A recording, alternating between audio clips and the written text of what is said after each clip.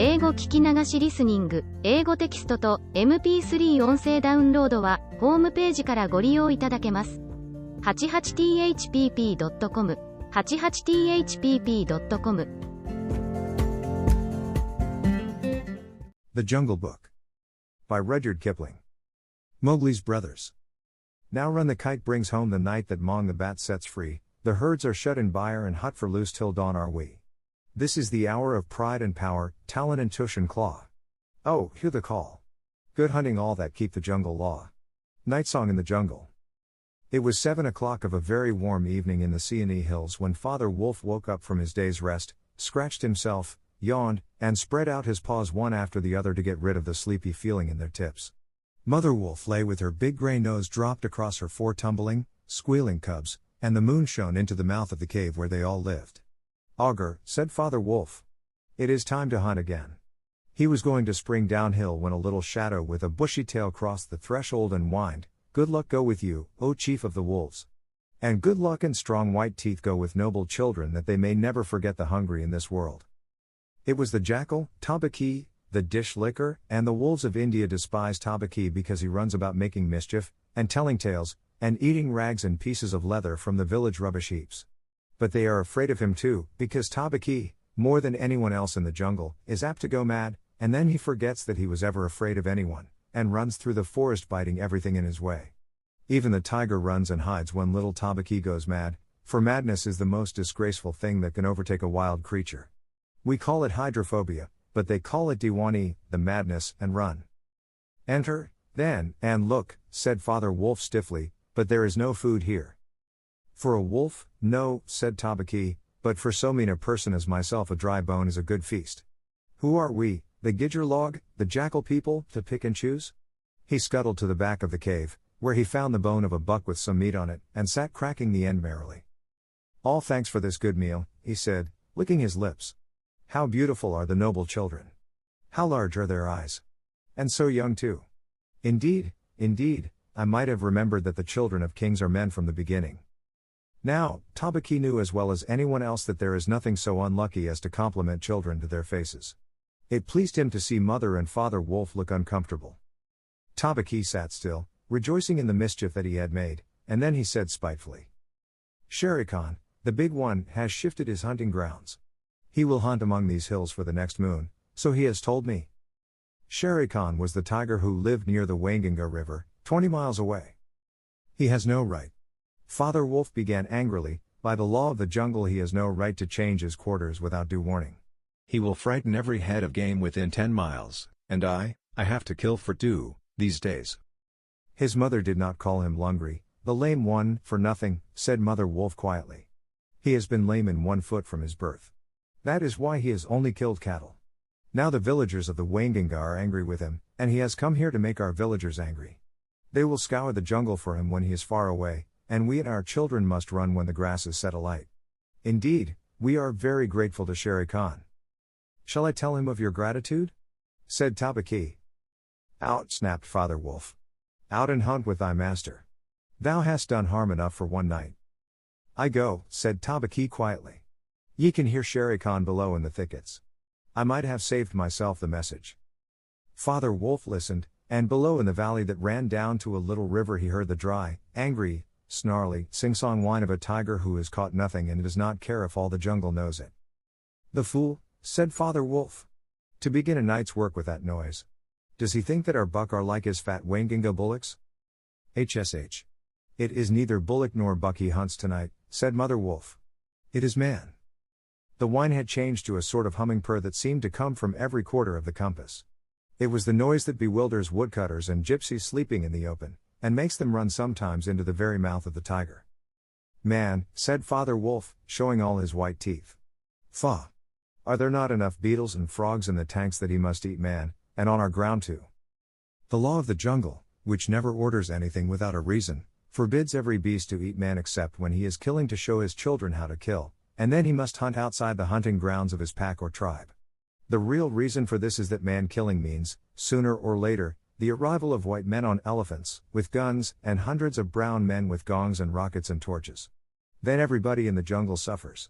The reason the beasts give among themselves is that man is the weakest and most defenseless of all living things, and it is unsportsmanlike to touch him. They say too, and it is true, that man-eaters become mangy, and lose their teeth. The purr grew louder, and ended in the full-throated ah of the tiger's charge. Then there was a howl, an untigerish howl, from Shere Khan. "He has missed," said Mother Wolf. "What is it?" Father Wolf ran out a few paces and heard Shere Khan muttering and mumbling savagely as he tumbled about in the scrub. "The fool has had no more sense than to jump at a woodcutter's campfire, and has burned his feet," said Father Wolf with a grunt. "Tabaki is with him." "Something is coming uphill," said Mother Wolf, twitching one ear. "Get ready." The bushes rustled a little in the thicket, and Father Wolf dropped with his haunches under him, ready for his leap. Then, if you had been watching, you would have seen the most wonderful thing in the world. The wolf checked in mid-spring. He made his bound before he saw what it was he was jumping at, and then he tried to stop himself. The result was that he shot up straight into the air for 4 or 5 feet, landing almost where he left ground. "Man," he snapped. "A man's cub. Look." Directly in front of him, holding on by a low branch, stood a naked brown baby who could just walk, as soft and as dimpled a little atom as ever came to a wolf's cave at night. He looked up into Father Wolf's face, and laughed. "Is that a man's cub?" said Mother Wolf. "I have never seen one. Bring it here." A wolf accustomed to moving his own cubs can, if necessary, mouth an egg without breaking it, and though Father Wolf's jaws closed right on the child's back, not a tooth even scratched the skin as he laid it down among the cubs. "How little, how naked, and how bold," said Mother Wolf softly. The baby was pushing his way between the cubs to get close to the warm hide. "Ahai! He is taking his meal with the others. And so this is a man's cub. Now, was there ever a wolf that could boast of a man's cub among her children? I have heard now and again of such a thing, but never in our pack or in my time," said Father Wolf. "He is altogether without hair, and I could kill him with a touch of my foot. But see, he looks up and is not afraid." The moonlight was blocked out of the mouth of the cave, for Shere Khan's great square head and shoulders were thrust into the entrance. Tabaki, behind him, was squeaking, my lord, it went in here." "Shere Khan does us great honor," said Father Wolf, but his eyes were very angry. "What does Shere Khan need?" "My quarry." "A man's cub went this way," said Shere Khan. "Its parents have run off. Give it to me." Shere Khan had jumped at a woodcutter's campfire, as Father Wolf had said, and was furious from the pain of his burned feet. But Father Wolf knew that the mouth of the cave was too narrow for a tiger to come in by. Even where he was, Shere Khan's shoulders and forepaws were cramped for want of room, as a man's would be if he tried to fight in a barrel. "The wolves are a free people," said Father Wolf. "They take orders from the head of the pack, and not from any striped cattle killer. The man's cub is ours, to kill if we choose. Ye choose and ye do not choose. What talk is this of choosing? By the bull that I killed, am I to stand nosing into your dog's den for my fair dues? It is I, Shere Khan, who speak." The tiger's roar filled the cave with thunder. Mother Wolf shook herself clear of the cubs and sprang forward, her eyes, like 2 green moons in the darkness, facing the blazing eyes of Shere Khan.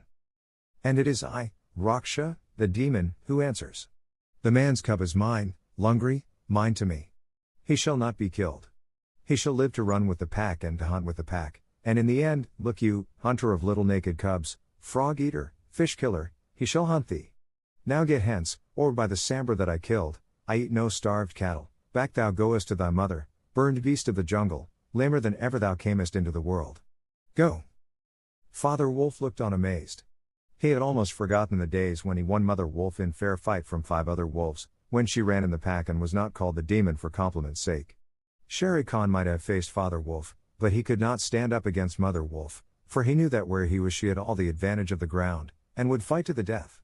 So he backed out of the cave mouth growling, and when he was clear he shouted. "Each dog barks in his own yard. We will see what the pack will say to this fostering of man cubs.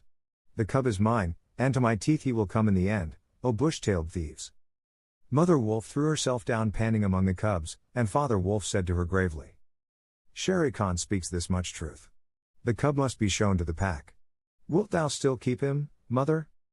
"Keep him," she gasped. "He came naked, by night, alone and very hungry, yet he was not afraid. Look, he has pushed one of my babes to one side already. And that lame butcher would have killed him and would have run off to the Waingunga while the villagers here hunted through all our lairs in revenge. Keep him? Assuredly I will keep him. Lie still, little frog. O thou Mowgli, for Mowgli the frog I will call thee, the time will come when thou wilt hunt Shere Khan as he has hunted thee. But what will our pack say? Said Father Wolf. The law of the jungle lays down very clearly that any wolf may, when he marries, withdraw from the pack he belongs to. But as soon as his cubs are old enough to stand on their feet he must bring them to the pack council, which is generally held once a month at full moon, in order that the other wolves may identify them. After that inspection the cubs are free to run where they please, and until they have killed their first buck no excuse is accepted if a grown wolf of the pack kills one of them. The punishment is death where the murderer can be found, and if you think for a minute you will see that this must be so.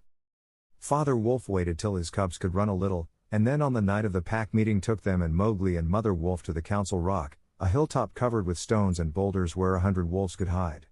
Akela, the great grey lone wolf, who led all the pack by strength and cunning, lay out at full length on his rock, and below him sat 40 or more wolves of every size and color, from badger-colored veterans who could handle a buck alone to young black 3-year-olds who thought they could. The lone wolf had led them for a year now. He had fallen twice into a wolf trap in his youth, and once he had been beaten and left for dead, so he knew the manners and customs of men. There was very little talking at the rock. The cubs tumbled over each other in the center of the circle where their mothers and fathers sat, and now and again a senior wolf would go quietly up to a cub, look at him carefully, and return to his place on noiseless feet. Sometimes a mother would push her cub far out into the moonlight to be sure that he had not been overlooked. Akela from his rock would cry, "Ye know the law, ye know the law. Look well, O wolves." And the anxious mothers would take up the call, "Look, look well, O wolves." At last, and Mother Wolf's neck bristles lifted as the time came, Father Wolf pushed Mowgli the frog, as they called him, into the center, where he sat laughing and playing with some pebbles that glistened in the moonlight. Akela never raised his head from his paws, but went on with the monotonous cry, "Look well." A muffled roar came up from behind the rocks, the voice of Shere Khan crying, "The cub is mine. Give him to me." What have the free people to do with a man's cub? Akela never even twitched his ears. All he said was, "Look well, O wolves." What have the free people to do with the orders of any save the free people? Look well. There was a chorus of deep growls, and a young wolf in his 4th year flung back Shere Khan's question to Akela, "What have the free people to do with a man's cub?" Now, the law of the jungle lays down that if there is any dispute as to the right of a cub to be accepted by the pack, he must be spoken for by at least 2 members of the pack who are not his father and mother. "Who speaks for this cub?" said Akela. "Among the free people who speaks?" There was no answer and Mother Wolf got ready for what she knew would be her last fight, if things came to fighting. Then the only other creature who is allowed at the pack council, Baloo, the sleepy brown bear who teaches the wolf cubs the law of the jungle, old Baloo, who can come and go where he pleases because he eats only nuts and roots and honey, rose upon his hind quarters and grunted. "The man's cub, the man's cub?" he said. "I speak for the man's cub. There is no harm in a man's cub. I have no gift of words, but I speak the truth. Let him run with the pack, and be entered with the others. I myself will teach him." "We need yet another," said Akela. "Baloo has spoken, and he is our teacher for the young cubs. Who speaks besides Baloo?" A black shadow dropped down into the circle. It was Bagheera the Black Panther, inky black all over, but with the panther marking showing up in certain lights like the pattern of watered silk. Everybody knew Bagheera, and nobody cared to cross his path, for he was as cunning as Tabaqui, as bold as the wild buffalo, and as reckless as the wounded elephant. But he had a voice as soft as wild honey dripping from a tree, and a skin softer than down. "O Akela, and you the free people," he purred, "I have no right in your assembly, but the law of the jungle says that if there is a doubt which is not a killing matter in regard to a new cub, the life of that cub may be bought at a price. And the law does not say who may or may not pay that price. Am I right?" "Good. Good," said the young wolves, who are always hungry. "Listen to Bagheera. The cub can be bought for a price. It is the law. Knowing that I have no right to speak here, I ask your leave." "Speak then," cried 20 voices. "To kill a naked cub is shame. Besides, he may make better sport for you when he is grown. Baloo has spoken in his behalf. Now to Baloo's word I will add 1 bull, and a fat one, newly killed, not half a mile from here, if you will accept the man's cub according to the law. Is it difficult?" There was a clamor of scores of voices, saying, "What matter? He will die in the winter rains. He will scorch in the sun. What harm can a naked frog do us? Let him run with the pack. Where is the bull, Bagheera? Let him be accepted. And then came Akela's deep bay, crying, look well, oh wolves. Mowgli was still deeply interested in the pebbles, and he did not notice when the wolves came and looked at him one by one. At last they all went down the hill for the dead bull, and only Akela, Bagheera, Baloo, and Mowgli's own wolves were left. Shere Khan roared still in the night, for he was very angry that Mowgli had not been handed over to him. Roar well, said Bagheera, under his whiskers, for the time will come when this naked thing will make thee roar to another tune, or I know nothing of man. It was well done, said Akela. Men and their cubs are very wise. He may be a help in time. Truly, a help in time of need, for none can hope to lead the pack forever, said Bagheera. Akela said nothing. He was thinking of the time that comes to every leader of every pack when his strength goes from him and he gets feebler and feebler, till at last he is killed by the wolves and a new leader comes up, to be killed in his turn. Take him away, he said to Father Wolf, and train him as befits one of the free people. And that is how Mowgli was entered into the Seeonee wolf pack for the price of a bull and on Baloo's good word. Now you must be content to skip 10 or 11 whole years, and only guess at all the wonderful life that Mowgli led among the wolves, because if it were written out it would fill ever so many books. He grew up with the cubs, though they, of course, were grown wolves almost before he was a child. And Father Wolf taught him his business, and the meaning of things in the jungle, till every rustle in the grass, every breath of the warm night air, every note of the owls above his head, every scratch of a bat's claws as it roosted for a while in a tree, and every splash of every little fish jumping in a pool meant just as much to him as the work of his office means to a businessman. When he was not learning he sat out in the sun and slept, and ate and went to sleep again. When he felt dirty or hot he swam in the forest pools, and when he wanted honey, Baloo told him that honey and nuts were just as pleasant to eat as raw meat, he climbed up for it, and that Bagheera showed him how to do. Bagheera would lie out on a branch and call, "Come along, little brother," and at first Mowgli would cling like the sloth, but afterward he would fling himself through the branches almost as boldly as the grey ape. He took his place at the council rock, too, when the pack met, and there he discovered that if he stared hard at any wolf, the wolf would be forced to drop his eyes, and so he used to stare for fun. At other times he would pick the long thorns out of the pads of his friends, for wolves suffer terribly from thorns and burrs in their coats. He would go down the hillside into the cultivated lands by night, and look very curiously at the villagers in their huts, but he had a mistrust of men because Bagheera showed him a square box with a dropped gate so cunningly hidden in the jungle that he nearly walked into it, and told him that it was a trap.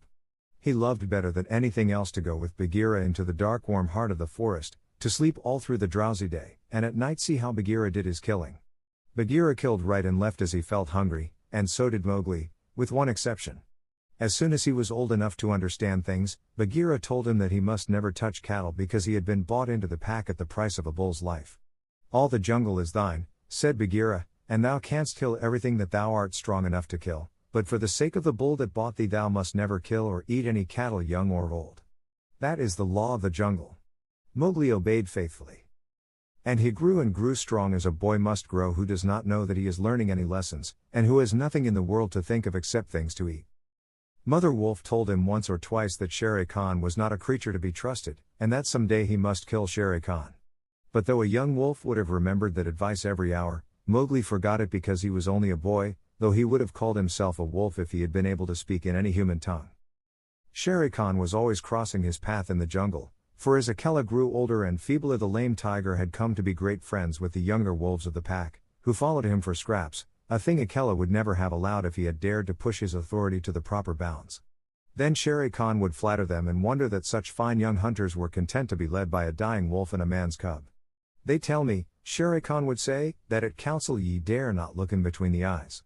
And the young wolves would growl and bristle. Bagheera, who had eyes and ears everywhere, knew something of this, and once or twice he told Mowgli in so many words that Shere Khan would kill him some day. Mowgli would laugh and answer, "I have the pack and I have thee, and Baloo, though he is so lazy, might strike a blow or two for my sake. Why should I be afraid?" It was one very warm day that a new notion came to Bagheera, born of something that he had heard. Perhaps Iki the porcupine had told him, but he said to Mowgli when they were deep in the jungle, as the boy lay with his head on Bagheera's beautiful black skin, "Little brother, how often have I told thee that Shere Khan is thy enemy?" "As many times as there are nuts on that palm," said Mowgli, who, naturally, could not count. "What of it? I am sleepy, Bagheera, and Shere Khan is all long tail and loud talk, like Mao, the peacock. But this is no time for sleeping. Baloo knows it, I know it, the pack know it, and even the foolish, foolish deer know. Tabaki has told thee too. Ho! Ho! Said Mowgli. Tabaki came to me not long ago with some rude talk that I was a naked man's cub and not fit to dig pignuts. But I caught Tabaki by the tail and swung him twice against a palm tree to teach him better manners.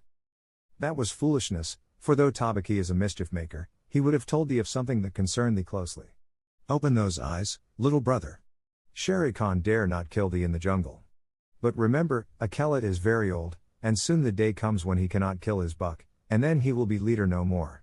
Many of the wolves that looked thee over when thou wast brought to the council first are old too, and the young wolves believe, as Shere Khan has taught them, that a man cub has no place with the pack. In a little time thou wilt be a man. And what is a man that he should not run with his brothers? Said Mowgli. I was born in the jungle. I have obeyed the law of the jungle, and there is no wolf of ours from whose paws I have not pulled a thorn. Surely they are my brothers. Bagheera stretched himself at full length and half shut his eyes. Little brother, said he, feel under my jaw. Mowgli put up his strong brown hand, and just under Bagheera's silky chin, where the giant rolling muscles were all hid by the glossy hair, he came upon a little bald spot. There is no one in the jungle that knows that I, Bagheera, carry that mark, the mark of the collar, and yet, little brother, I was born among men, and it was among men that my mother died, in the cages of the king's palace at Udaipur. It was because of this that I paid the price for thee at the council when thou wast a little naked cub. Yes, I too was born among men. I had never seen the jungle. They fed me behind bars from an iron pan till one night I felt that I was Bagheera, the panther, and no man's plaything, and I broke the silly lock with one blow of my paw and came away. And because I had learned the ways of men, I became more terrible in the jungle than Shere Khan. Is it not so? Yes, said Mowgli, all the jungle fear Bagheera, all except Mowgli. Oh, thou art a man's cub, said the Black Panther very tenderly.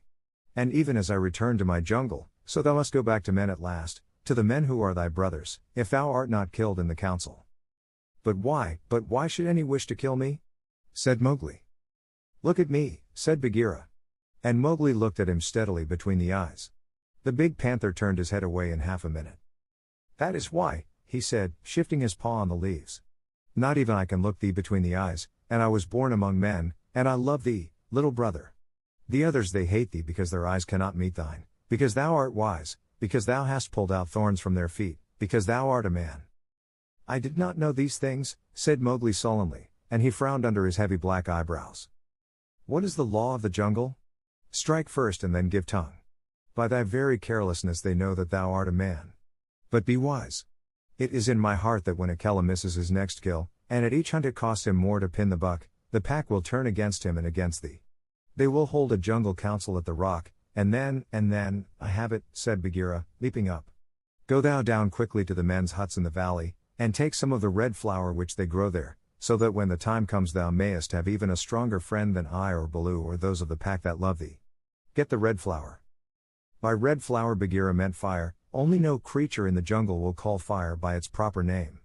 Every beast lives in deadly fear of it, and invents 100 ways of describing it. The red flower? Said Mowgli. That grows outside their huts in the twilight. I will get some.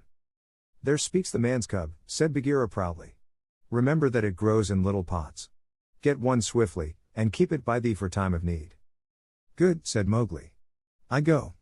But art thou sure, oh my Bagheera? He slipped his arm around the splendid neck and looked deep into the big eyes. Art thou sure that all this is Shere Khan's doing? By the broken lock that freed me, I am sure, little brother. Then, by the bull that bought me, I will pay Shere Khan full tale for this, and it may be a little over, said Mowgli, and he bounded away. That is a man. That is all a man, said Bagheera to himself, lying down again. Oh, Shere Khan, never was a blacker hunting than that frog hunt of thine 10 years ago. Mowgli was far and far through the forest, running hard, and his heart was hot in him. He came to the cave as the evening mist rose, and drew breath, and looked down the valley. The cubs were out, but Mother Wolf, at the back of the cave, knew by his breathing that something was troubling her frog. What is it, son? She said. Some bats chatter of Shere Khan, he called back. I hunt among the plowed fields tonight, and he plunged downward through the bushes, to the stream at the bottom of the valley. There he checked, for he heard the yell of the pack hunting, heard the bellow of a hunted sambar, and the snort as the buck turned at bay. Then there were wicked, bitter howls from the young wolves. Akela! Akela! Let the lone wolf show his strength. Room for the leader of the pack. Spring, Akela. The lone wolf must have sprung and missed his hold, for Mowgli heard the snap of his teeth and then a yelp as the sambar knocked him over with his forefoot. He did not wait for anything more, but dashed on, and the yells grew fainter behind him as he ran into the croplands where the villagers lived. Bagheera spoke truth, he panted, as he nestled down in some cattle fodder by the window of a hut. Tomorrow is one day both for Akela and for me. Then he pressed his face close to the window and watched the fire on the hearth. He saw the husbandman's wife get up and feed it in the night with black lumps.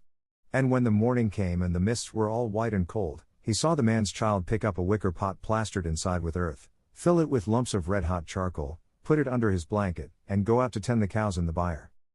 "Is that all?" said Mowgli. "If a cub can do it, there is nothing to fear." So he strode round the corner and met the boy, took the pot from his hand, and disappeared into the mist while the boy howled with fear. "They are very like me," said Mowgli, blowing into the pot as he had seen the woman do. "This thing will die if I do not give it things to eat," and he dropped twigs and dried bark on the red stuff. Halfway up the hill he met Bagheera with the morning dew shining like moonstones on his coat. "Akela has missed," said the panther. "They would have killed him last night, but they needed thee also. They were looking for thee on the hill. I was among the ploughed lands. I am ready. See." Mowgli held up the fire pot. "Good. Now, I have seen men thrust a dry branch into that stuff, and presently the red flower blossomed at the end of it. Art thou not afraid?"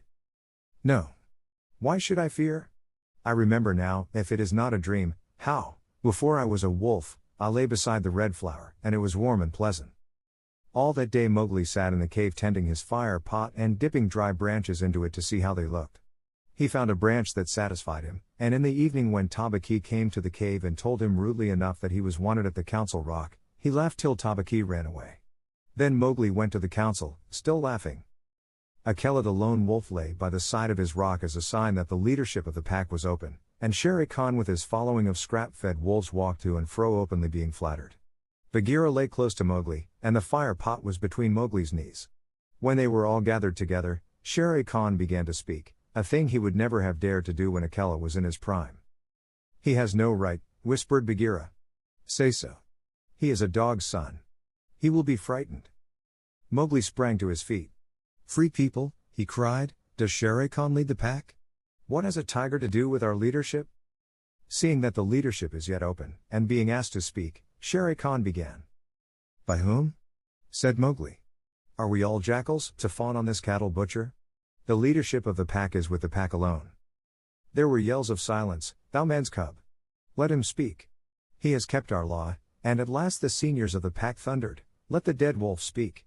When a leader of the pack has missed his kill, he is called the dead wolf as long as he lives, which is not long." Akela raised his old head wearily.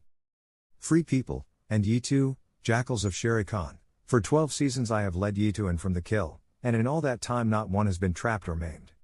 Now I have missed my kill. Ye know how that plot was made. Ye know how ye brought me up to an untried buck to make my weakness known. It was cleverly done. Your right is to kill me here on the council rock, now. Therefore, I ask, who comes to make an end of the lone wolf? For it is my right, by the law of the jungle, that ye come one by one." There was a long hush, for no single wolf cared to fight Akela to the death. Then Shere Khan roared, "Bah! What have we to do with this toothless fool? He is doomed to die. It is the man-cub who has lived too long. Free people, he was my meat from the first. Give him to me. I am weary of this man-wolf folly. He has troubled the jungle for 10 seasons. Give me the man-cub, or I will hunt here always, and not give you one bone. He is a man's child, and from the marrow of my bones I hate him." Then more than half the pack yelled, "A man! A man! What has a man to do with us? Let him go to his own place." "And turn all the people of the villages against us?" clamored Shere Khan. "No, give him to me. He is a man, and none of us can look him between the eyes." Akela lifted his head again and said, "He has eaten our food. He has slept with us. He has driven game for us. He has broken no word of the law of the jungle. Also, I paid for him with a bull when he was accepted. The worth of a bull is little, but Bagheera's honor is something that he will perhaps fight for," said Bagheera in his gentlest voice. "A bull paid 10 years ago." The pack snarled. "What do we care for bones 10 years old? Or for a pledge?" said Bagheera, his white teeth bared under his lip. Well, are ye called the free people? No man's cub can run with the people of the jungle, howled Shere Khan. Give him to me. He is our brother in all but blood, Akela went on, and ye would kill him here. In truth, I have lived too long. Some of ye are eaters of cattle, and of others I have heard that, under Shere Khan's teaching, ye go by dark night and snatch children from the villager's doorstep. Therefore I know ye to be cowards, and it is to cowards I speak. It is certain that I must die, and my life is of no worth, or I would offer that in the man-cub's place. But for the sake of the honor of the pack, a little matter that by being without a leader ye have forgotten, I promise that if ye let the man-cub go to his own place, I will not, when my time comes to die, bear one tooth against ye. I will die without fighting. That will at least save the pack 3 lives. More I cannot do, but if ye will, I can save ye the shame that comes of killing a brother against whom there is no fault, a brother spoken for and bought into the pack according to the law of the jungle. He is a man, a man, a man, snarled the pack. And most of the wolves began to gather round Shere Khan, whose tail was beginning to switch. Now the business is in thy hands, said Bagheera to Mowgli. We can do no more except fight. Mowgli stood upright, the fire pot in his hands. Then he stretched out his arms, and yawned in the face of the council, but he was furious with rage and sorrow, for, wolf-like, the wolves had never told him how they hated him. Listen you, he cried. There is no need for this dog's jabber. Ye have told me so often tonight that I am a man, and indeed I would have been a wolf with you to my life's end, that I feel your words are true. So I do not call ye my brothers any more, but sag, dogs, as a man should. What ye will do, and what ye will not do, is not yours to say. That matter is with me, and that we may see the matter more plainly, I, the man, have brought here a little of the red flower which ye, dogs, fear. He flung the fire pot on the ground, and some of the red coals lit a tuft of dried moss that flared up, as all the council drew back in terror before the leaping flames. Mowgli thrust his dead branch into the fire till the twigs lit and crackled, and whirled it above his head among the cowering wolves. Thou art the master, said Bagheera in an undertone. Save Akela from the death. He was ever thy friend.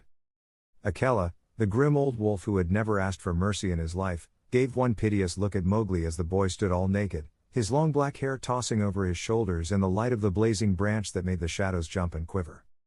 Good, said Mowgli, staring round slowly. I see that ye are dogs. I go from you to my own people, if they be my own people. The jungle is shut to me, and I must forget your talk and your companionship. But I will be more merciful than ye are. Because I was all but your brother in blood, I promise that when I am a man among men I will not betray ye to men as ye have betrayed me. He kicked the fire with his foot, and the sparks flew up. There shall be no war between any of us in the pack. But here is a debt to pay before I go. He strode forward to where Shere Khan sat blinking stupidly at the flames, and caught him by the tuft on his chin. Bagheera followed in case of accidents. Up, dog, Mowgli cried. Up, when a man speaks, or I will set that coat ablaze. Shere Khan's ears lay flat back on his head, and he shut his eyes, for the blazing branch was very near.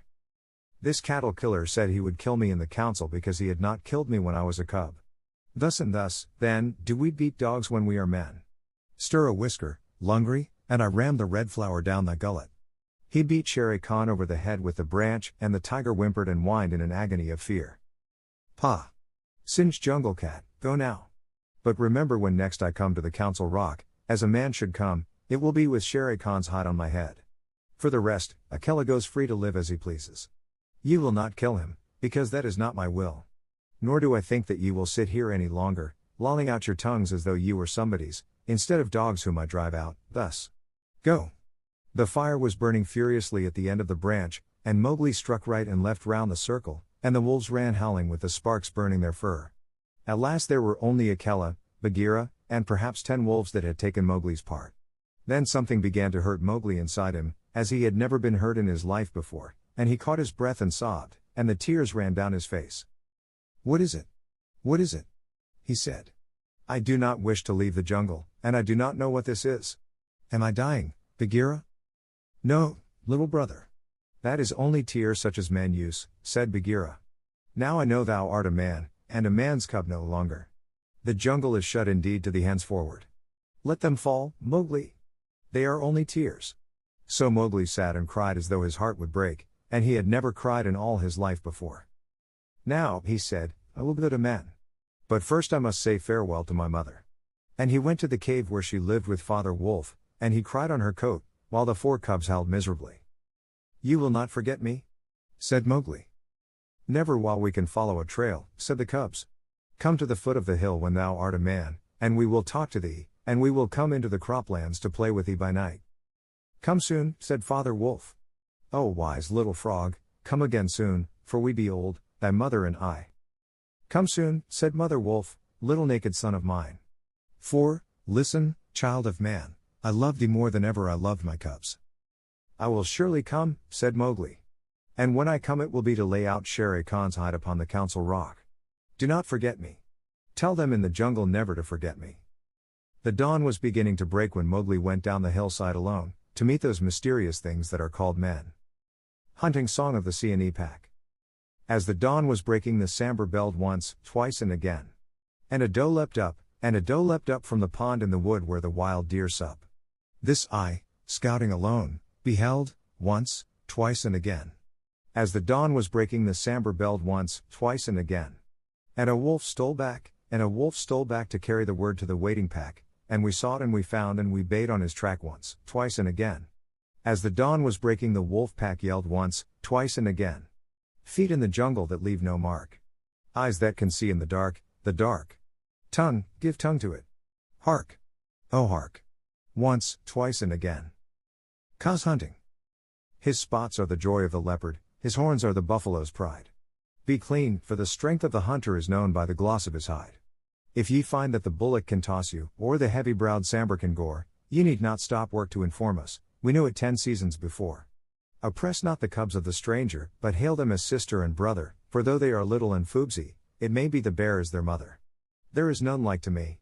Says the cub in the pride of his earliest kill, but the jungle is large and the cub he is small. Let him think and be still. Maxims of Baloo. All that is told here happened some time before Mowgli was turned out of the Seeonee wolf pack, or revenged himself on Shere Khan the tiger. It was in the days when Baloo was teaching him the law of the jungle. The big, serious, old brown bear was delighted to have so quick a pupil, for the young wolves will only learn as much of the law of the jungle as applies to their own pack and tribe, and run away as soon as they can repeat the hunting verse: feet that make no noise, eyes that can see in the dark, ears that can hear the winds in their lairs, and sharp white teeth. All these things are the marks of our brothers except Tabaki the jackal and the hyena whom we hate. But Mowgli, as a man-cub, had to learn a great deal more than this. Sometimes Bagheera the Black Panther would come lounging through the jungle to see how his pet was getting on, and would purr with his head against a tree while Mowgli recited the day's lesson to Baloo. The boy could climb almost as well as he could swim, and swim almost as well as he could run. So Baloo, the teacher of the law, taught him the wood and water laws, how to tell a rotten branch from a sound one, how to speak politely to the wild bees when he came upon a hive of them 50 feet above ground, what to say to Mong the bat when he disturbed him in the branches at midday, and how to warn the water snakes in the pools before he splashed down among them. None of the jungle people like being disturbed, and all are very ready to fly at an intruder. Then, too, Mowgli was taught the stranger's hunting call, which must be repeated aloud till it is answered, whenever one of the jungle people hunts outside his own grounds. It means, translated, give me leave to hunt here because I am hungry. And the answer is, hunt then for food, but not for pleasure. All this will show you how much Mowgli had to learn by heart, and he grew very tired of saying the same thing over 100 times. But, as Baloo said to Bagheera, one day when Mowgli had been cuffed and run off in a temper, a man's cub is a man's cub, and he must learn all the law of the jungle. But think how small he is, said the Black Panther, who would have spoiled Mowgli if he had had his own way. How can his little head carry all thy long talk? Is there anything in the jungle too little to be killed? No. That is why I teach him these things, and that is why I hit him, very softly, when he forgets. Softly. What dost thou know of softness, old iron feet? Bagheera grunted. His face is all bruised today by thy softness. Ugh. Better he should be bruised from head to foot by me who love him than that he should come to harm through ignorance, Baloo answered very earnestly. I am now teaching him the master words of the jungle that shall protect him with the birds and the snake people, and all that hunt on 4 feet, except his own pack. He can now claim protection, if he will only remember the words, from all in the jungle. Is not that worth a little beating? Well, look to it then that thou dost not kill the man-cub. He is no tree trunk to sharpen thy blunt claws upon. But what are those master words? I am more likely to give help than to ask it. Bagheera stretched out one paw and admired the steel blue, ripping chisel talons at the end of it, Still I should like to know. I will call Mowgli and he shall say them, if he will. Come, little brother. My head is ringing like a bee tree, said a sullen little voice over their heads, and Mowgli slid down a tree trunk very angry and indignant, adding as he reached the ground, I come for Bagheera and not for thee, fat old Baloo.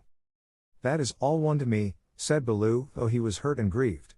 Tell Bagheera, then, the master words of the jungle that I have taught thee this day.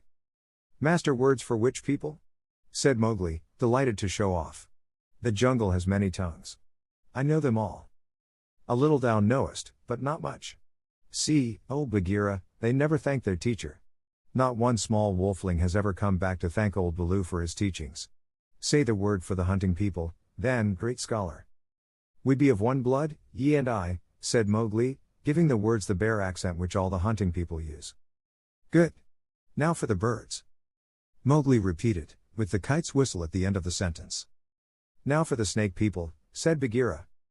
The answer was a perfectly indescribable hiss, and Mowgli kicked up his feet behind, clapped his hands together to applaud himself, and jumped onto Bagheera's back, where he sat sideways, drumming with his heels on the glossy skin and making the worst faces he could think of at Baloo.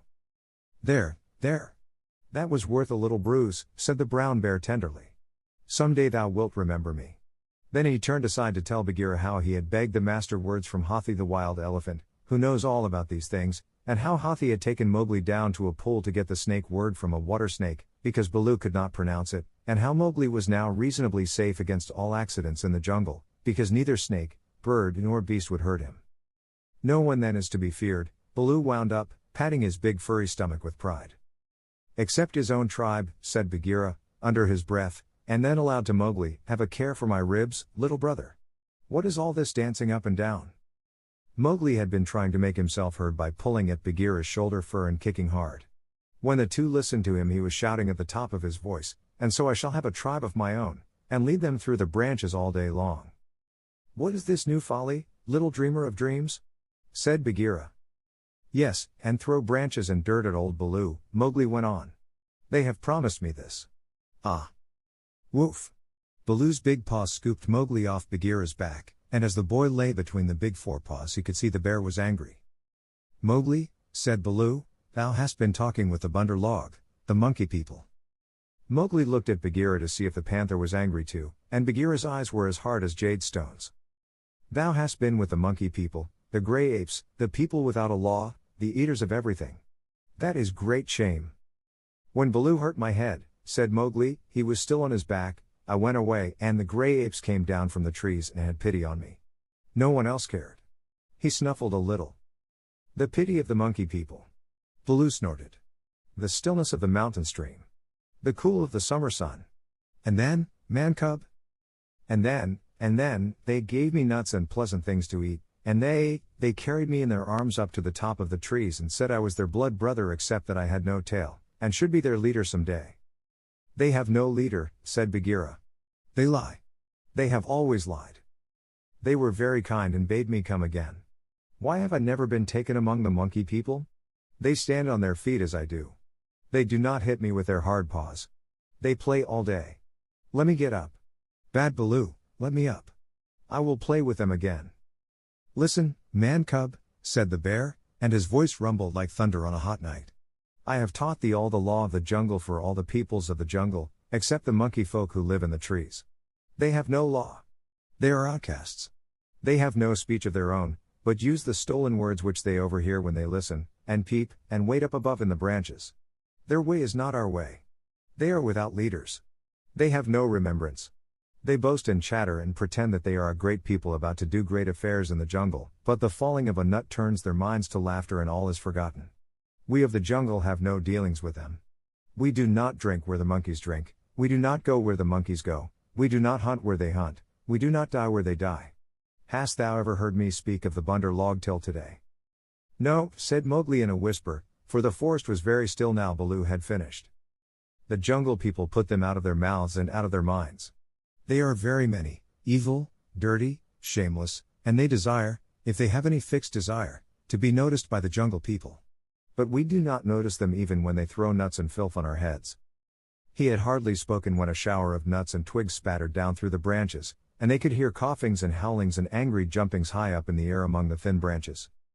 "The monkey people are forbidden," said Baloo, "forbidden to the jungle people. Remember." "Forbidden," said Bagheera, "but I still think Baloo should have warned thee against them." I? How was I to guess he would play with such dirt? The monkey people. Fa. A fresh shower came down on their heads and the two trotted away, taking Mowgli with them. What Baloo had said about the monkeys was perfectly true. They belonged to the treetops, and as beasts very seldom look up, there was no occasion for the monkeys and the jungle people to cross each other's path. But whenever they found a sick wolf, or a wounded tiger, or bear, the monkeys would torment him, and would throw sticks and nuts at any beast for fun and in the hope of being noticed.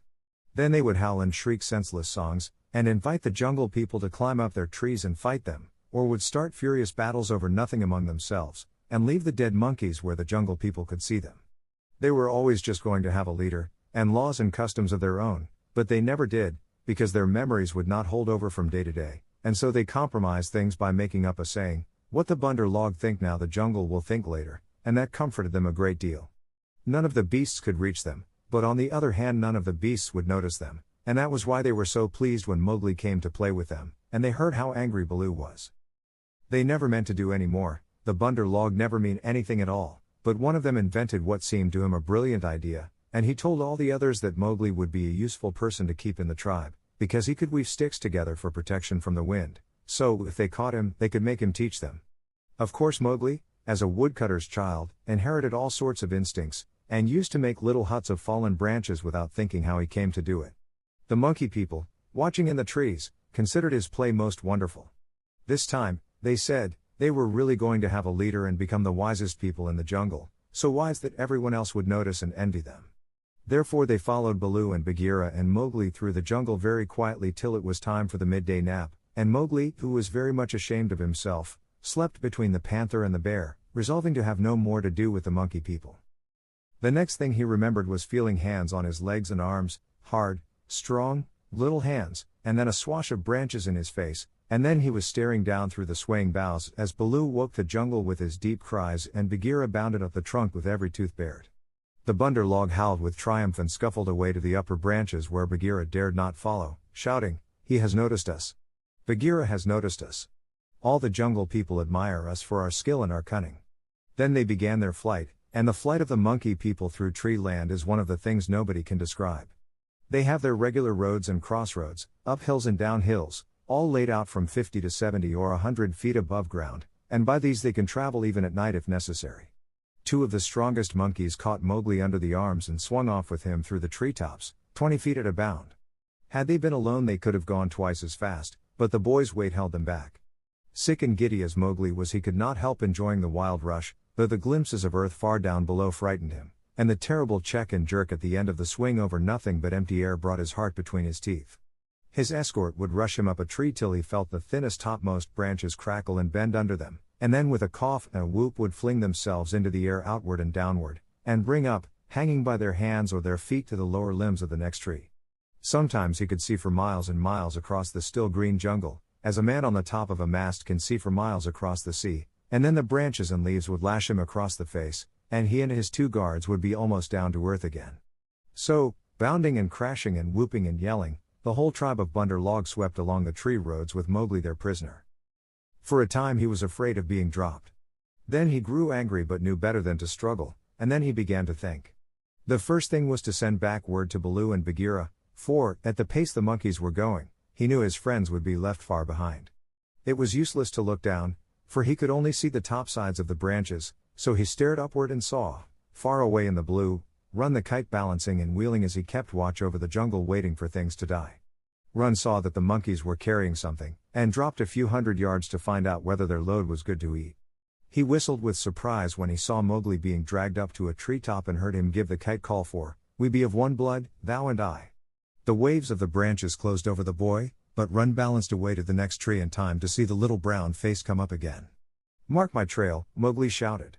"Tell Baloo of the C&E pack and Bagheera of the Council Rock." "In whose name, brother?"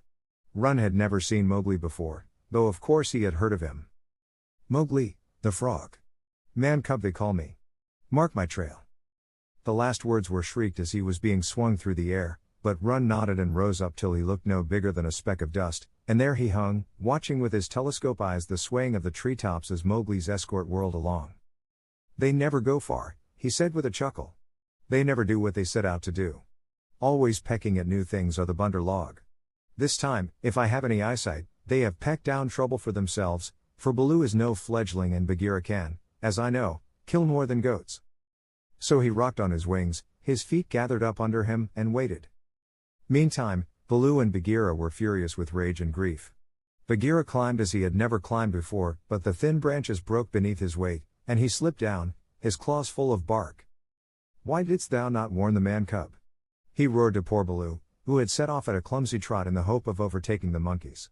"What was the use of half-slaying him with blows if thou didst not warn him? Haste! Oh haste! We may catch them yet." Baloo panted. At that speed, it would not tire a wounded cow. Teacher of the law, cub beater, a mile of that rolling to and fro would burst the open. Sit still and think. Make a plan. This is no time for chasing. They may drop him if we follow too close. Arula. Who? They may have dropped him already, being tired of carrying him. Who can trust the Bunder log? Put dead bats on my head. Give me black bones to eat. Roll me into the hives of the wild bees that I may be stung to death, and bury me with the hyena, for I am most miserable of bears. Arlala. Wahua. Oh Mowgli, Mowgli. Why did I not warn thee against the monkey folk instead of breaking thy head? Now perhaps I may have knocked the day's lesson out of his mind, and he will be alone in the jungle without the master words. Baloo clasped his paws over his ears and rolled to and fro moaning. At least he gave me all the words correctly a little time ago, said Bagheera impatiently. Baloo, thou hast neither memory nor respect. What would the jungle think if I, the Black Panther, curled myself up like Iki the porcupine, and howled?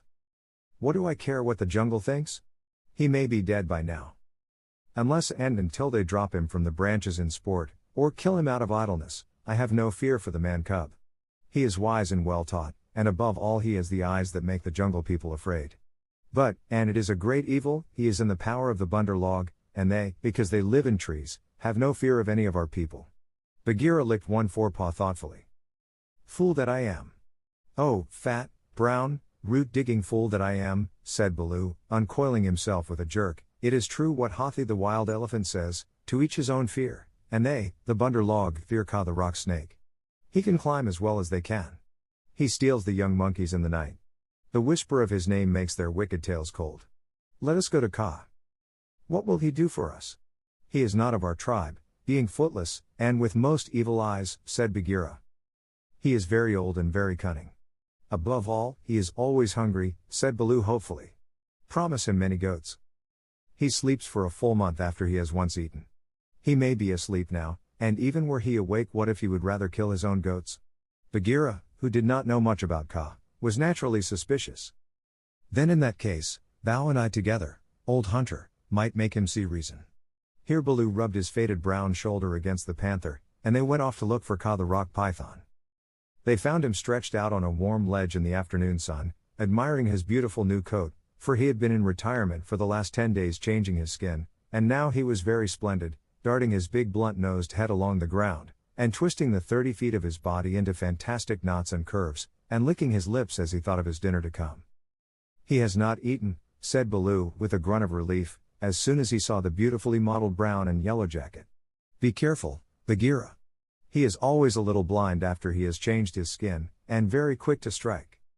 Kaa was not a poison snake, in fact he rather despised the poison snakes as cowards, but his strength lay in his hug, and when he had once lapped his huge coils round anybody there was no more to be said. Good hunting, cried Baloo, sitting up on his haunches. Like all snakes of his breed, Kaa was rather deaf, and did not hear the call at first. Then he curled up ready for any accident, his head lowered. Good hunting for us all, he answered. Oh, Baloo, what dost thou do here? Good hunting, Bagheera. One of us at least needs food. Is there any news of game afoot? A doe now, or even a young buck? I am as empty as a dried well. We are hunting, said Baloo carelessly. He knew that you must not hurry Kaa. He is too big. Give me permission to come with you, said Kaa. A blow more or less is nothing to thee, Bagheera or Baloo, but I have to wait and wait for days in a wood path and climb half a night on the mere chance of a young ape. Pshaw! The branches are not what they were when I was young. Rotten twigs and dry boughs are they all. Maybe that great weight has something to do with the matter, said Baloo. I am a fair length, said Kaa with a little pride.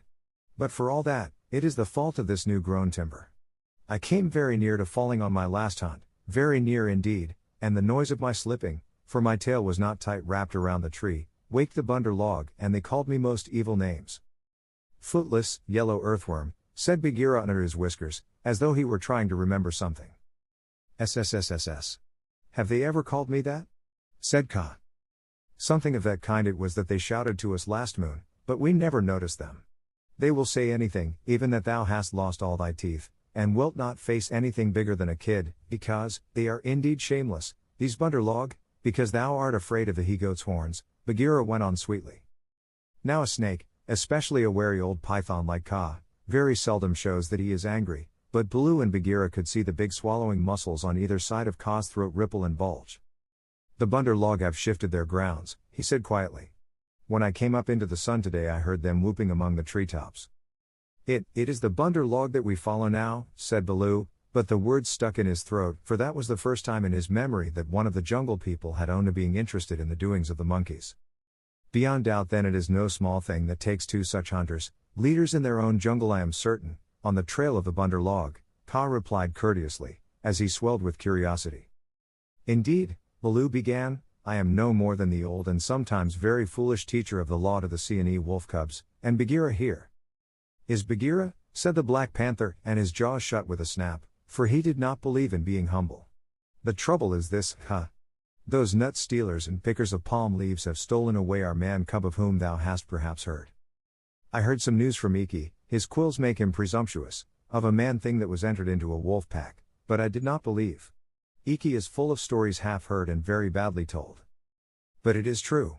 He is such a man cub as never was, said Baloo. The best and wisest and boldest of man cubs, my own pupil, who shall make the name of Baloo famous through all the jungles, and besides, we, love him, Kaa. Tease, said Kaa, weaving his head to and fro. I also have known what love is. There are tales I could tell that.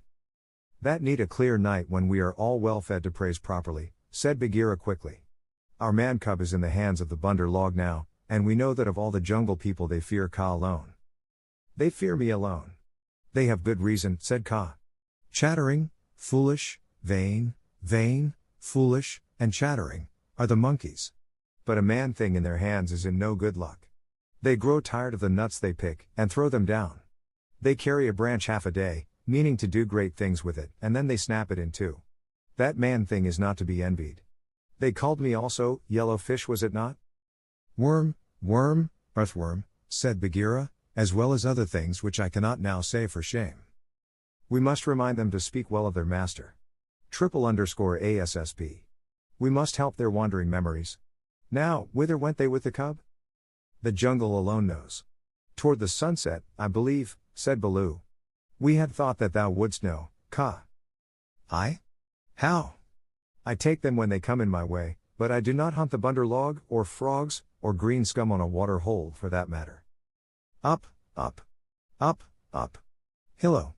Elo, look up, Baloo of the Seeonee wolf pack. Baloo looked up to see where the voice came from, and there was Run the kite, sweeping down with the sun shining on the upturned flanges of his wings. It was near Run's bedtime, but he had ranged all over the jungle looking for the bear and had missed him in the thick foliage. What is it? Said Baloo. I have seen Mowgli among the bunder log. He bade me tell you. I watched. The bunder log have taken him beyond the river to the monkey city, to the cold lairs. They may stay there for a night, or 10 nights, or an hour. I have told the bats to watch through the dark time. That is my message. Good hunting, all you below. Full gorge and a deep sleep to you, Run, cried Bagheera. I will remember thee in my next kill, and put aside the head for thee alone, O best of kites. It is nothing. The boy held the master word. I could have done no less, and Run circled up again to his roost. He has not forgotten to use his tongue, said Baloo with a chuckle of pride. To think of one so young remembering the master word for the birds too while he was being pulled across trees. It was most firmly driven into him, said Bagheera. But I am proud of him, and now we must go to the cold lairs. They all knew where that place was, but few of the jungle people ever went there, because what they called the Cold Lairs was an old deserted city, lost and buried in the jungle, and beasts seldom use a place that men have once used. The wild boar will, but the hunting tribes do not. Besides, the monkeys live there as much as they could be said to live anywhere, and no self-respecting animal would come within eyeshot of it except in times of drought, when the half-ruined tanks and reservoirs held a little water. "It is half a night's journey, at full speed," said Bagheera, and Baloo looked very serious. "I will go as fast as I can," he said anxiously. "We dare not wait for thee. Follow, Baloo. We must go on the quick foot, Kaa and I." "Feet or no feet, I can keep abreast of all thy four," said Kaa shortly. Baloo made one effort to hurry, but had to sit down panting, and so they left him to come on later, while Bagheera hurried forward, at the quick panther canter. Kaa said nothing, but, strive as Bagheera might, the huge rock python held level with him. When they came to a hill stream, Bagheera gained, because he bounded across while Kaa swam, his head and 2 feet of his neck clearing the water, but on level ground Kaa made up the distance. "By the broken lock that freed me," said Bagheera, when twilight had fallen, "thou art no slow goer." "I am hungry," said Kaa. "Besides, they called me speckled frog, worm, earthworm, and yellow to boot. All one.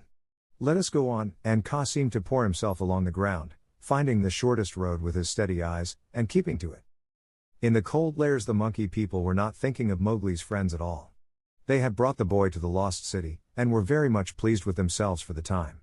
Mowgli had never seen an Indian city before, and though this was almost a heap of ruins it seemed very wonderful and splendid.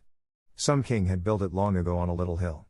You could still trace the stone causeways that led up to the ruined gates where the last splinters of wood hung to the worn, rusted hinges.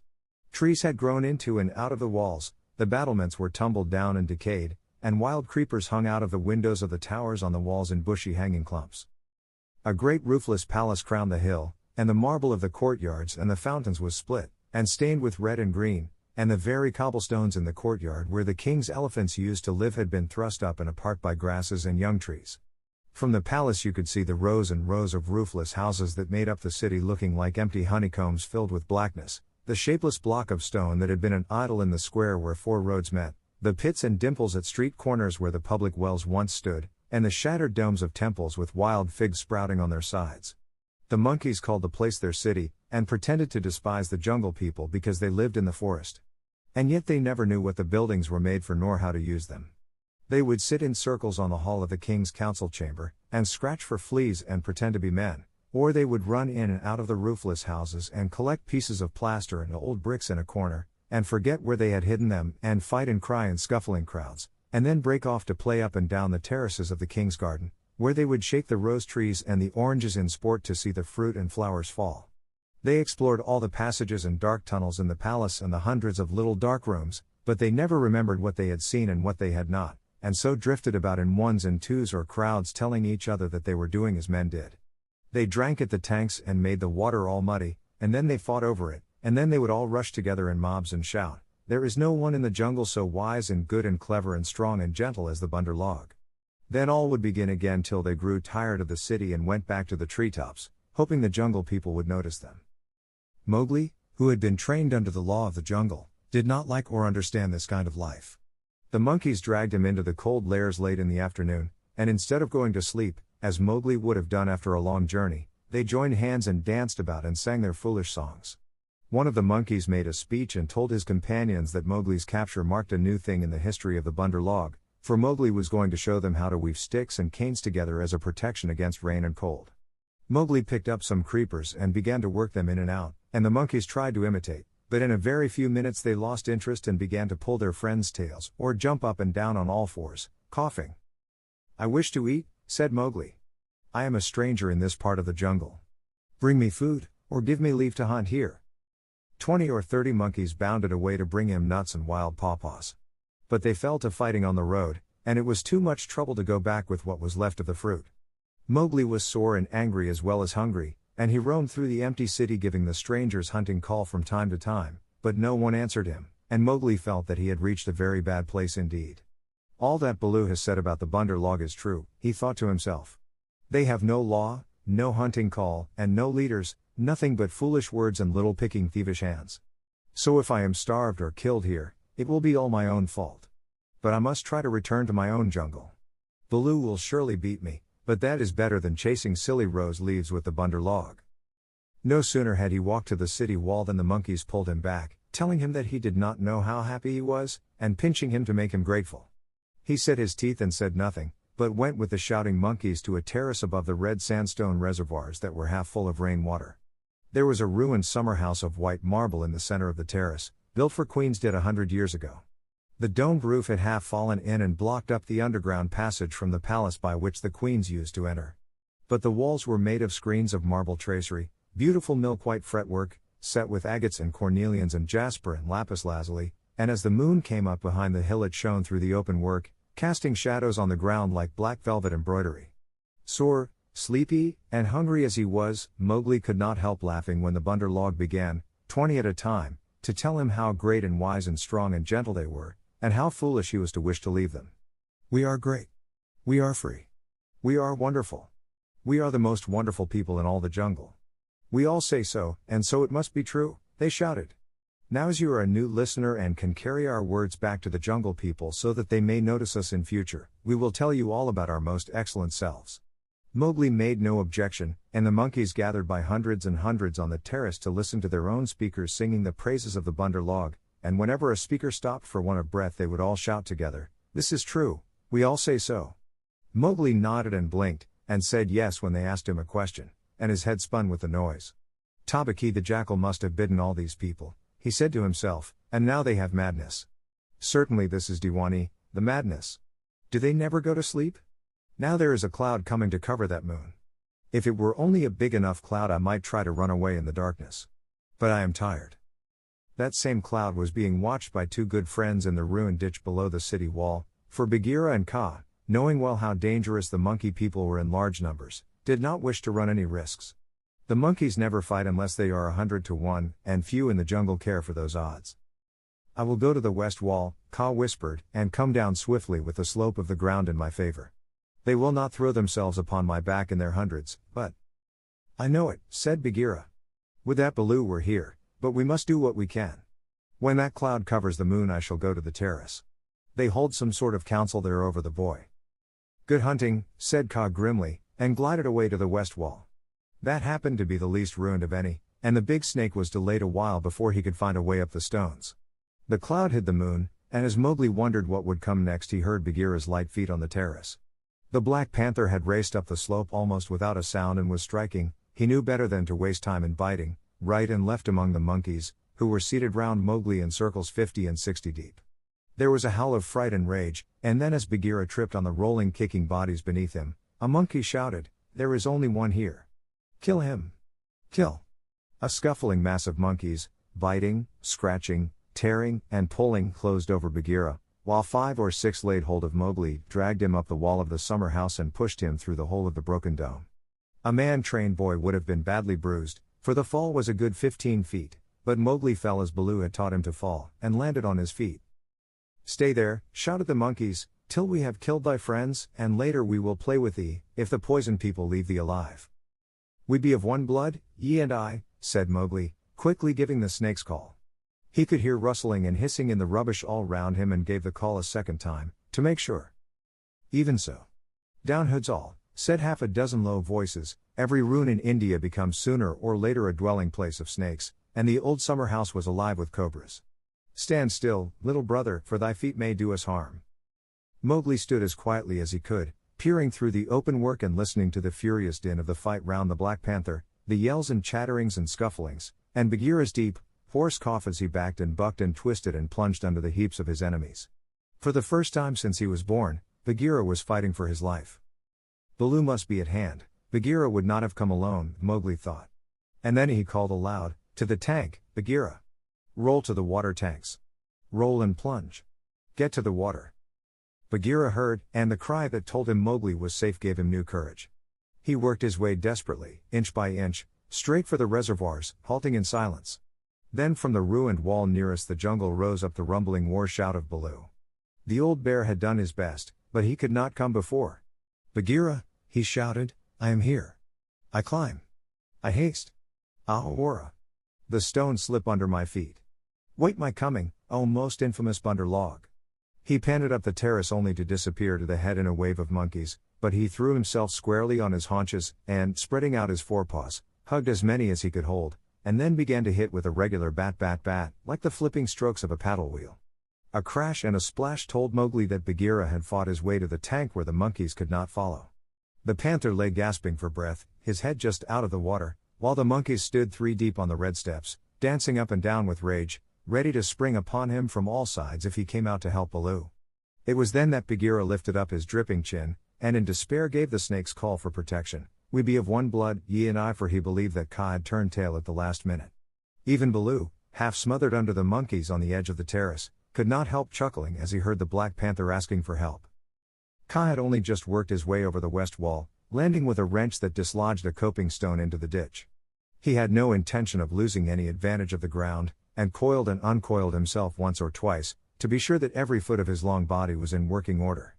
All that while the fight with Baloo went on, and the monkeys yelled in the tank round Bagheera, and Mong the Bat, flying to and fro, carried the news of the great battle over the jungle, till even Hathi the wild elephant trumpeted, and, far away, scattered bands of the monkey folk woke and came leaping along the tree roads to help their comrades in the cold lairs, and the noise of the fight roused all the day birds for miles round. Then Kaa came straight, quickly, and anxious to kill. The fighting strength of a python is in the driving blow of his head backed by all the strength and weight of his body. If you can imagine a lance, or a battering ram, or a hammer weighing nearly half a ton driven by a cool, quiet mind living in the handle of it, you can roughly imagine what Kaa was like when he fought. A python 4 or 5 feet long can knock a man down if he hits him fairly in the chest, and Kaa was 30 feet long, as you know. His first stroke was delivered into the heart of the crowd round Baloo. It was sent home with shut mouth in silence, and there was no need of a second. The monkeys scattered with cries of, "Kaa! It is Kaa! Run! Run!" Generations of monkeys had been scared into good behavior by the stories their elders told them of Kaa, the night thief, who could slip along the branches as quietly as moss grows, and steal away the strongest monkey that ever lived, of old Kaa, who could make himself look so like a dead branch or a rotten stump that the wisest were deceived, till the branch caught them. Kaa was everything that the monkeys feared in the jungle, for none of them knew the limits of his power, none of them could look him in the face, and none had ever come alive out of his hug. And so they ran, stammering with terror, to the walls and the roofs of the houses, and Baloo drew a deep breath of relief. His fur was much thicker than Bagheera's, but he had suffered sorely in the fight. Then Kaa opened his mouth for the first time and spoke one long hissing word, and the faraway monkeys, hurrying to the defense of the cold lairs, stayed where they were, cowering, till the loaded branches bent and crackled under them. The monkeys on the walls and the empty houses stopped their cries, and in the stillness that fell upon the city Mowgli heard Bagheera shaking his wet sides as he came up from the tank. Then the clamor broke out again. The monkeys leapt higher up the walls. They clung around the necks of the big stone idols and shrieked as they skipped along the battlements, while Mowgli, dancing in the summer house, put his eye to the screenwork and hooted owl fashion between his front teeth, to show his derision and contempt. "Get the man cub out of that trap, I can do no more," Bagheera gasped.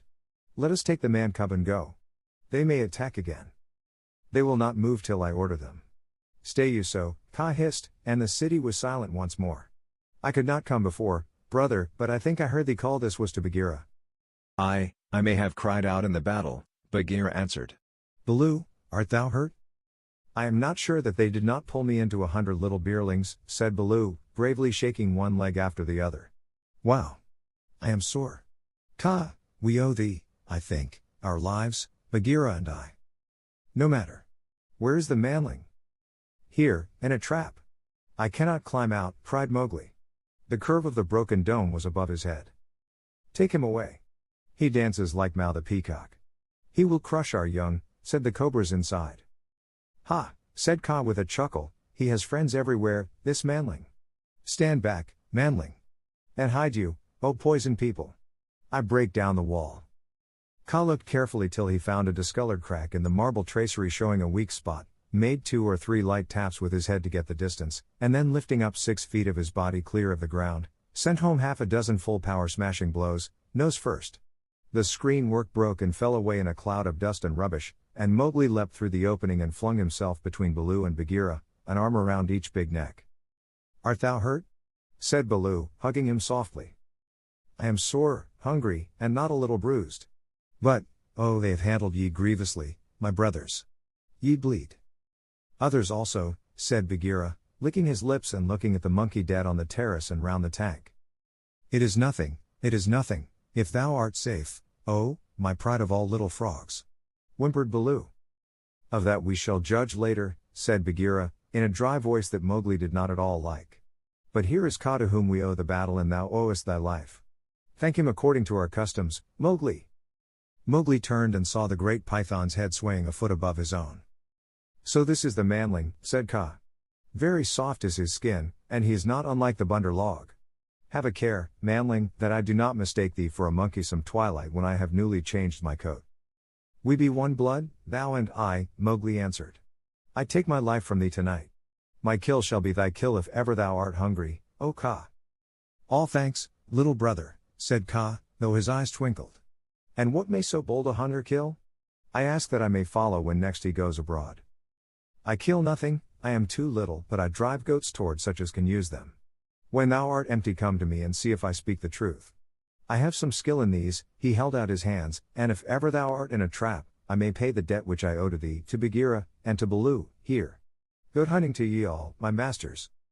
"Well said," growled Baloo, for Mowgli had returned thanks very prettily.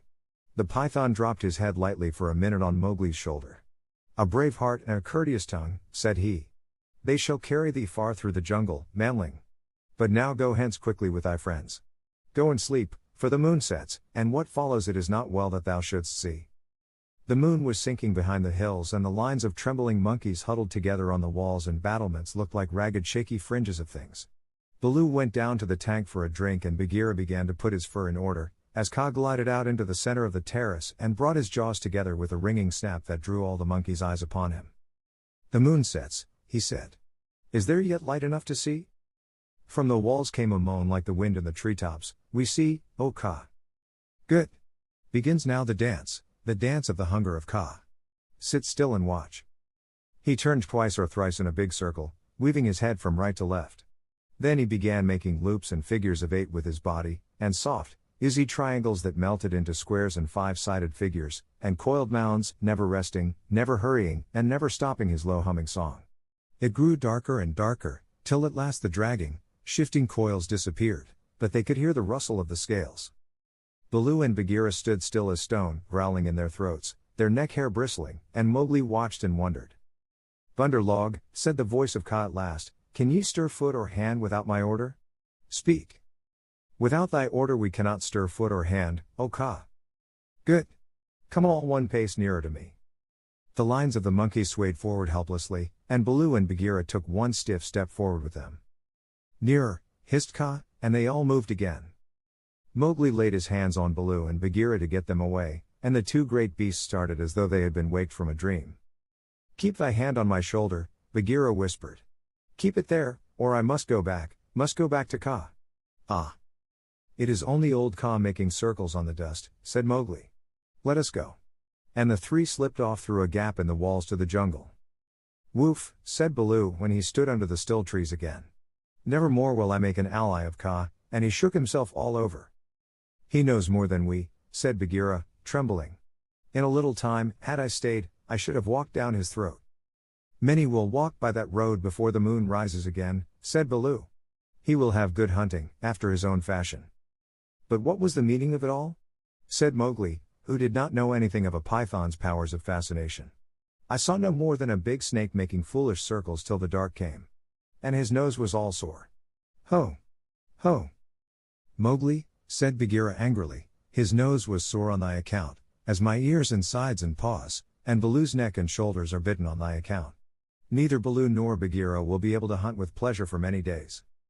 "It is nothing," said Baloo, "we have the man cub again." "True, but he has cost us heavily in time which might have been spent in good hunting, in wounds, in hair I am half plucked along my back, and last of all, in honor. For, remember, Mowgli, I, who am the Black Panther, was forced to call upon Kaa for protection, and Baloo and I were both made stupid as little birds by the hunger dance. All this, man cub, came of thy playing with the bunder log." "True, it is true," said Mowgli sorrowfully. "I am an evil man cub, and my stomach is sad in me. MF. What says the law of the jungle, Baloo?" Baloo did not wish to bring Mowgli into any more trouble, but he could not tamper with the law, so he mumbled, "Sorrow never stays punishment." But remember, Bagheera, he is very little. I will remember. But he has done mischief, and blows must be dealt now. Mowgli, hast thou anything to say? Nothing. I did wrong. Baloo and thou are wounded. It is just. Bagheera gave him half a dozen love taps. From a panther's point of view, they would hardly have waked one of his own cubs, but for a 7-year-old boy they amounted to as severe a beating as you could wish to avoid. When it was all over, Mowgli sneezed, and picked himself up without a word. Now, said Bagheera, jump on my back, little brother, and we will go home. One of the beauties of jungle law is that punishment settles all scores. There is no nagging afterward. Mowgli laid his head down on Bagheera's back and slept so deeply that he never waked when he was put down in the home cave. Road Song of the Bunder Log. Here we go in a flung festoon, halfway up to the jealous moon. Don't you envy our pranceful bands? Don't you wish you had extra hands? Wouldn't you like if your tails were, so, curved in the shape of a cupid's bow? Now you're angry, but, never mind, brother, thy tail hangs down behind. Here we sit in a branchy row, thinking of beautiful things we know, dreaming of deeds that we mean to do, all complete, in a minute or two, something noble and wise and good, done by merely wishing we could. We've forgotten, but, never mind, brother, thy tail hangs down behind. All the talk we ever have heard uttered by bat or beast or bird, hide or fin or scale or feather, jabber it quickly and all together. Excellent. Wonderful. Once again. Now we are talking just like men. Let's pretend we are, never mind, brother, thy tail hangs down behind. This is the way of the monkey kind. Then join our leaping lines that scumfish through the pines, that rocket by where, light and high, the wild grape swings. By the rubbish in our wake, and the noble noise we make, be sure, we're going to do some splendid things.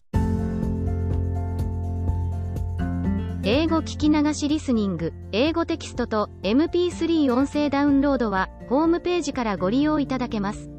88thpp.com、88thpp.com